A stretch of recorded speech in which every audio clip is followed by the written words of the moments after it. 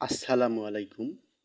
Enjoy unlimited বিডির পক্ষ থেকে আজকে আমি জানাবো একজন ১৬তম গ্রেডের কর্মচারী বর্তমান কত টাকা বেতন পান এবং নতুন পে স্কেল অনুযায়ী সর্বসাকুল্যে কত বেতন পাবেন তার বিবরণী সম্পর্কে আজকে আমরা জানব।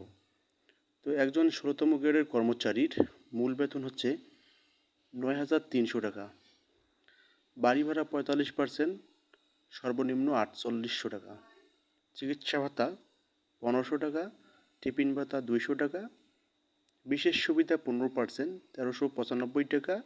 অতএব সর্বসাকুল্যে একজন বর্তমান ১৬তম গ্রেডের কর্মচারী বেতন পান ১৭,১৯৫ টাকা। তবে বিভাগীয় শহরে বাড়ি ভাড়া বাড়বে।